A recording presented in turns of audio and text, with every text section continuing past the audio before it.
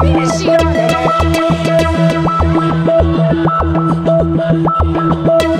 آقا منتظرین چون رتبندگان ما شجاع هستن و اسرائیل رو که شوخ میزنن چی آمریکا رو سر جاش میشونن و انشاءالله اسرائیل رو خاورمیانه محو میکنیم.